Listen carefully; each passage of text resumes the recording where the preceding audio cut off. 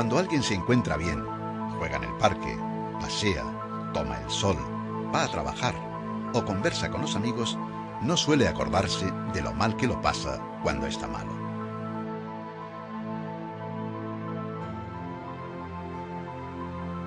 Cuando alguien cae enfermo, entonces acude al médico y espera que le recomiende tomar alguna medicina. Los hombres y mujeres de los países desarrollados nos hemos acostumbrado a pensar que los científicos inventarán siempre algo para curar cualquier mal. Con frecuencia olvidamos dos cosas importantes. Olvidamos que no todo se arregla con medicinas. Hay que cuidarse, prevenir y también tener paciencia a veces. Por ejemplo, cuando se sufre una gripe, hay que esperar a que el cuerpo se reponga por sí mismo. Esa es la segunda cosa importante que solemos olvidar. El cuerpo humano tiene sus propios recursos farmacéuticos. Nuestro cuerpo genera sus propias medicinas, tiene sus defensas. Sí, como si él mismo llevase dentro una farmacia particular. Por eso, para buscar soluciones, a veces hay que imitar los remedios que aplica el cuerpo por sí mismo. Uno de esos remedios son los factores de crecimiento óseos. En la Universidad de La Laguna hemos encontrado un equipo de investigación que trabaja con esos factores de crecimiento. Estos investigadores buscan una forma de medicamento que copia la fórmula con la que nuestros huesos se regeneran cuando se rompen. Nuestros huesos están vivos. Las células óseas están continuamente trabajando para regenerar nuestro esqueleto. Este niño, aunque no lo sabe, transporta dentro de sus huesos todo un equipo de células muy activas, muy dinámicas, tan dinámicas como él mismo mientras juega en el parque. ¿Qué ocurriría si se rompiera un hueso?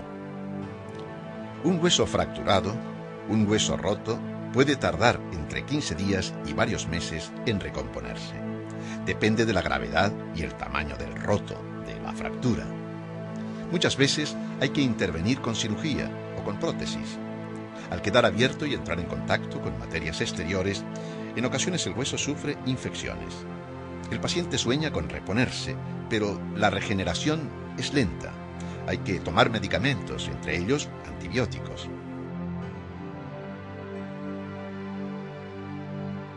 Los medicamentos los podemos tomar a través de la boca, vía oral, o inyectados en la sangre, vía parenteral. Por la boca, los tomados para digerirlos como la comida, a través del aparato digestivo. Tomándolos vía oral, recorren un largo camino, de la boca al estómago, del estómago a la sangre, y luego por las venas hasta el rincón del cuerpo en el que tengamos el daño o la infección. En todo ese recorrido, el fármaco va dejando rastros, se va gastando. Por eso hay que tomar una dosis grande, aunque solo logremos hacer llegar a su destino una cantidad pequeña. También el paciente puede recibir la medicación vía parenteral, inyectándola directamente a su sangre. De esta manera, el camino será un poco más corto que si la medicina se toma por la boca, pero también el medicamento tendrá que recorrer las carreteras interiores de nuestro cuerpo y viajar por todas las autopistas y vías secundarias hasta llegar al punto en el que está la fractura o la infección. En los dos casos, solo una parte del cuerpo estará enferma o infectada, pero todo el cuerpo recibirá la medicina y todo el cuerpo tendrá que soportar esa expedición que el medicamento realiza hasta llegar a su destino, su objetivo. El resultado tiene dos efectos. Hay que tomar más medicamento del que necesitamos en realidad. Solo una parte llega a donde hace falta, en cierto modo, un despilfarro. Y segundo efecto, algunas partes sanas del cuerpo, aunque no necesitan medicina, la reciben. ¿Podemos pensar que acaso nadie ha reparado en este problema? Esta mujer se llama Carmen María Évora. Trabaja en la Facultad de Farmacia de la Universidad de La Laguna, en el Departamento de Ingeniería Química y Tecnología Farmacéutica. Ella y su equipo de investigación sí han pensado en ese problema, y mucho. Lo suyo, entre otras cosas, es inventar mecanismos para que los fármacos lleguen a donde tienen que llegar y cumplan su función, sin desviarse del camino y con el menor despilfarro posible. Hablamos con ella a finales de 2004, pero hace tiempo que empezó a pensar en esto. Pues hace aproximadamente 6-7 años empezamos esta línea de investigación y surge como necesidad del tratamiento de la infección ósea, fundamentalmente. La infección ósea se produce y no es fácil tratarla con antibióticos utilizando las vías convencionales, porque el antibiótico no llega en la cantidad suficiente ni está el tiempo suficiente para realmente erradicar la infección en el interior del tejido óseo. Cuando se produce una osteomielitis es necesario hacer una resección tanto del tejido infectado, o sea, debido a la infección, como de tejido necrosado. Por lo tanto, se produce una pérdida de masa ósea. Bien, entonces la idea nuestra fue diseñar una forma farmacéutica que se pudiera insertar en el lugar en el cual se produce la infección. De esta manera conseguiríamos niveles o concentraciones más altas de antibióticos donde está el foco de infección y a la vez podemos utilizar dosis más bajas. Y los niveles en sangre no darían lugar a efectos secundarios sistémicos. Digamos que conseguimos una terapia más segura, más eficaz y más racional, que es el objetivo de cualquier terapia. En el equipo de investigación de Carmen María Évora trabajan otros 3 profesores investigadores de la universidad, un becario y además 3 traumatólogos, que son colaboradores investigadores externos a la universidad. Entre todos diseñan y prueban un sistema para colocar el medicamento directamente dentro del hueso, justo en el lugar en que esté la fractura o la infección. Por eso trabajan con materiales que el cuerpo pueda aceptar, que no los rechace. Bien, por eso no solo se determinan que los niveles de antibióticos sean lo suficientes para tratar la infección, sino que también se hacen estudios anatomopatológicos que nos vienen a decir si el material es biocompatible. Además, como les dije, hay una pérdida de tejido óseo. Por lo tanto, nos interesa que esa forma a la vez induzca o favorezca, mejor dicho, sea un vehículo osteoconductor para que esa pérdida de tejido óseo que hemos provocado nosotros al limpiar la infección se regenere. Este equipo de investigación de la Facultad de Farmacia busca una forma de fármaco que se pueda depositar de una sola vez directamente en el hueso, que se quede ahí un tiempo y que se vaya soltando luego poco a poco, que cure las infecciones y haga algo más. No solo que aplique antibiótico, sino que aporte alguna sustancia que ayude al hueso a regenerarse, a nacer de nuevo. Bien, inicialmente no utilizábamos ningún factor de crecimiento y veíamos que ya de por sí el material actuaba como un buen soporte para que se regenerara el tejido óseo, para que hubiera una neoformación ósea. Bien, en esta segunda parte del proyecto, que es otro proyecto distinto, ¿qué es lo que estamos intentando hacer?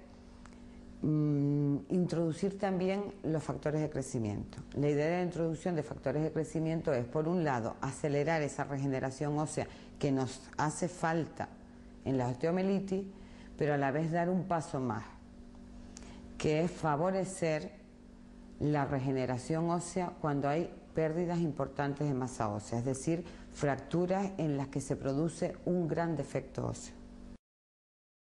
Así es que primero probaron con antibióticos y luego con los factores de crecimiento. El proyecto ha tenido varias épocas y varias vías de financiación. Bueno, son 3 proyectos en realidad.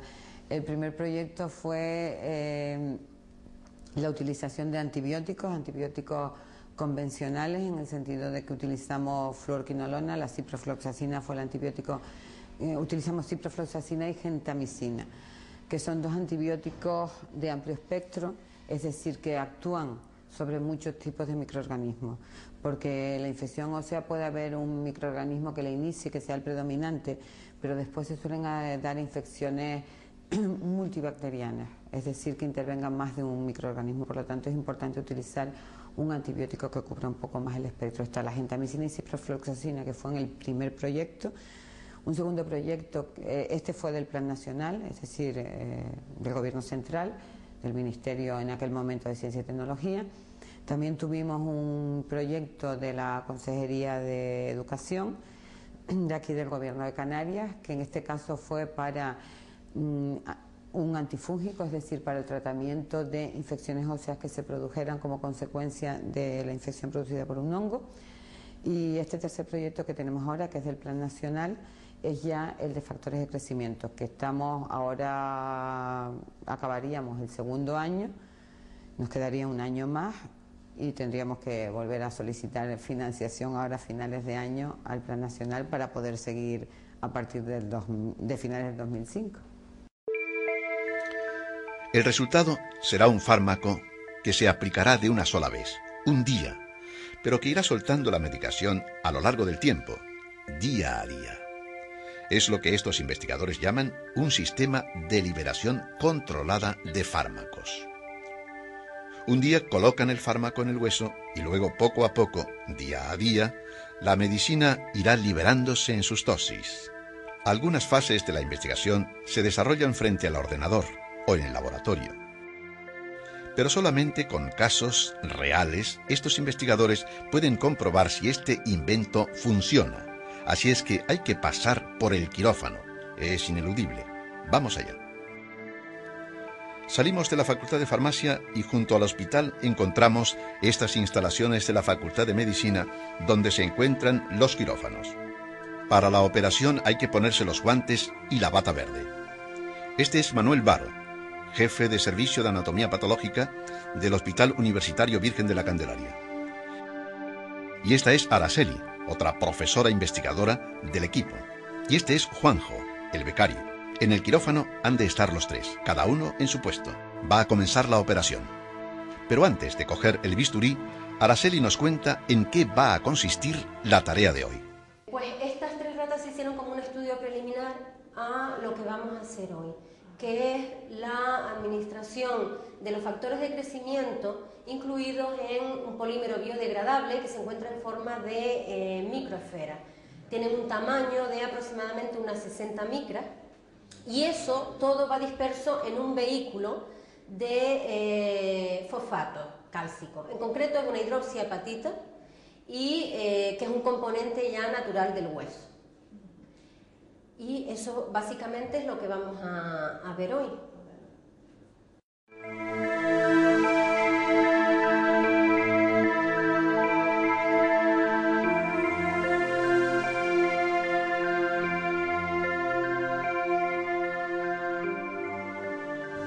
Estamos haciendo ahora es limpiar un poco el campo. Claro, son animales que son potencialmente sucios, ¿no? No solo por el medio en el que están, sino por la forma en que viven, van al baño, no tienen retretes ni nada. Entonces, desde el principio utilizamos la misma técnica, que es en la rodilla derecha de la rata o del animal, hacer una incisión pararotuliana al lado de la rótula.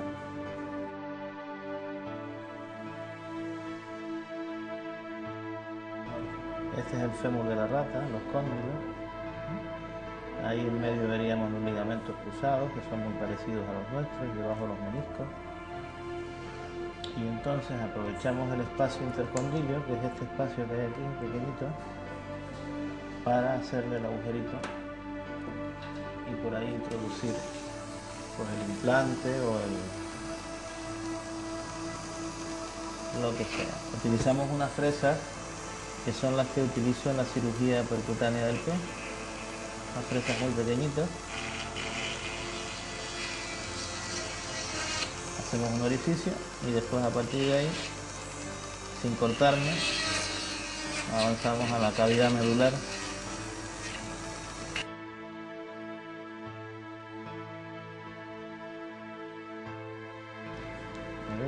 ¿Tenemos cera? ¿Sin cera o con cera? ¡Oh, qué bien! ¡Qué felicidad! Después hubo una época que tapamos el agujero con cera ósea, porque alguien se empeñó en eso.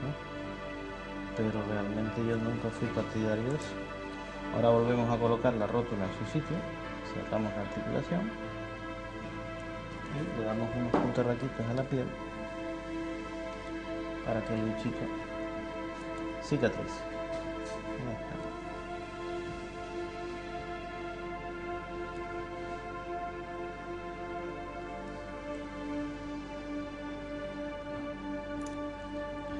Dura poco la intervención, es poco agresiva.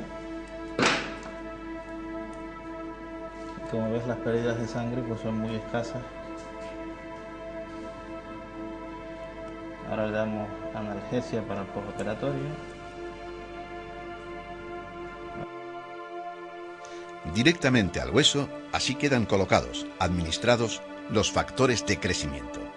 Y se acabó, y lo ponemos en su jaulita para que hable con su familia. El paciente que ya está operado pasa a manos de Araceli, que empieza a medir las dosis de fármaco que ha quedado instalada dentro del hueso. Este equipo trabaja sincronizadamente y en cadena. Con la primera ratita ya operada, en manos de Araceli, Juanjo lleva la segunda hasta el quirófano. Manolo inicia otra operación.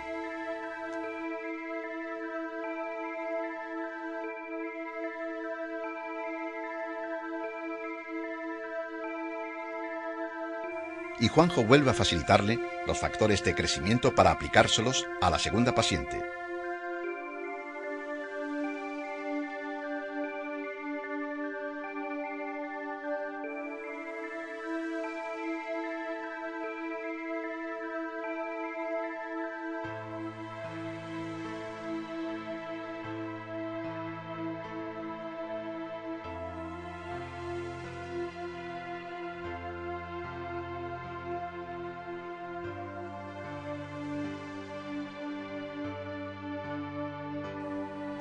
Manolo comienza a coser a la segunda paciente. Y Juanjo vuelve de nuevo al preoperatorio para tener cuanto antes lista a la siguiente paciente.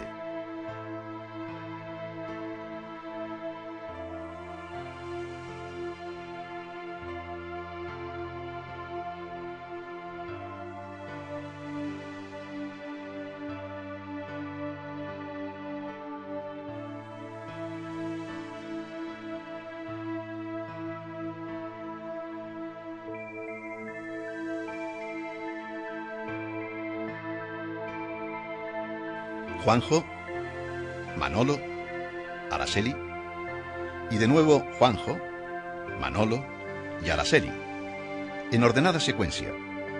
Se prepara al paciente, se le opera para instalarle el fármaco y se hacen los controles, las mediciones.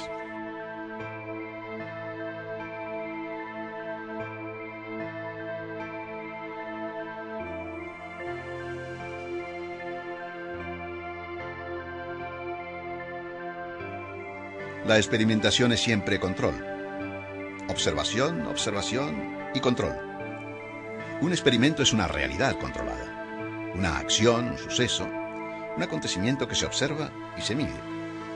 Que se realiza una y otra vez. Juanjo, Manolo, Araceli. Con orden, con método.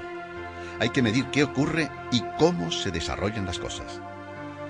Por eso Araceli mantiene tanta concentración. Atenta siempre al trazador radioactivo. A ella le toca recoger los datos después de la operación. Esto es algo decisivo. Se trata de anotar cantidades muy pequeñas de medicamento que ahora están dentro del hueso del paciente. En medio de las operaciones, y procurando no interrumpir su labor, conseguimos que Araceli nos explique un poco lo que hace y por qué lo hace. Medimos a qué velocidad se cede el factor de crecimiento, cuánto tiempo permanece ahí, y entonces a qué velocidad se cede, y si la regeneración que vamos a observar es debida a que el factor de crecimiento está ahí. Hay que saberlo porque nosotros lo ponemos, pero ¿cuánto tiempo permanece ahí? Además, este método lo hemos validado nosotros. Validar significa pues poner a punto para saber que lo que realmente estamos midiendo es precisamente lo que queremos, la cesión del factor de crecimiento desde nuestro vehículo. Entonces, desde fuera medimos qué cantidad de radioactividad hay ahí. Justo es la que hemos puesto, porque la acabamos de operar. Entonces, con el tiempo, venimos aquí y vamos midiendo la radioactividad que queda en esa zona. Lo que no está ahí es que ya se ha cedido. Dejamos a la investigadora que vuelva a poner toda su atención en el proceso y comprobamos que el resto del equipo sigue cada uno en su tarea. Araceli es académica, una mujer de universidad, una investigadora, teórica y de laboratorio. Manolo es el práctico. Él ve las cosas desde la clínica, desde la realidad cotidiana en la que los pacientes se enfrentan cada día a las dolencias y las medicinas. La aplicación de los factores de crecimiento se inició en odontología, tratando la sangre del propio paciente mientras se le operaba. Los dentistas hacen operaciones pequeñas, por eso pueden preparar el fármaco simultáneamente. Pero también se han hecho pruebas en otro tipo de fracturas. Y bueno, si esto funcionaba en la boca, ¿por qué no iba a funcionar en otros sitios del cuerpo? Y entonces, en colaboración con el doctor Miquel Sánchez, que es un traumatólogo, un buen amigo mío, empezaron a utilizarlo en cirugía ortopédica y en traumatología. Y vieron que funcionaba, que se cerraban úlceras, que los tendones pegaban antes, él hace mucha cirugía deportiva. Y entonces la ventaja de esto es que es muy barato y que es tuyo y no hay forma de que tengas rechazo. Y lo peor que puede pasar es que no te pase nada. Y entonces se dieron cuenta de que las fracturas les pegaban antes, los tendones les cicatrizaban antes, las heridas cerraban mejor. Y bueno, se empezó a utilizar. O sea, es legal utilizarlo, está admitido. Lo que no sabemos exactamente es el mecanismo íntimo de funcionamiento, ni los tiempos, ni cómo se libera, ni durante cuánto tiempo. El becario que aprende, la académica que investiga, el traumatólogo práctico que colabora en la investigación, los pacientes que sueñan con medicamentos que les curen, los hombres y mujeres que viven en el mundo real mientras la investigación avanza, todos enlazados por la cadena de la ciencia. La ciencia siempre está llegando y siempre está partiendo. Hay mucho hecho y siempre queda mucho por hacer. Y siempre hacen falta colaboraciones. Con los resultados que nosotros hemos tenido, hasta ahora digamos que lo que más puedo valorar son los proyectos anteriores, puesto que son las publicaciones las que al final, digamos, avalan la calidad de un proyecto. En cuanto a eso, lo que sí está claro es que se es mucho más eficaz con este tipo de terapias locales, que digamos que hemos dado un paso importante, porque nosotros empezamos valorando en ratas y después, digamos, cambiamos de escala y pasamos a animales mayores, a conejos, y los resultados en ambos casos son buenos. Lo que quizás nos falte a nosotros es el apoyo real de la industria farmacéutica, si realmente están interesados en esto, y llevarlo a la producción industrial y a la práctica, porque digamos que ya el abordar ese paso ya no depende única y exclusivamente de nosotros, evidentemente. Entonces, ¿qué es lo que pasa? Pues que en Canarias no hay industria farmacéutica, en España hay mucha multinacional, con lo cual mucha de la investigación la hacen fuera, y no es muy fácil que, digamos, realmente le presten el interés que se merece.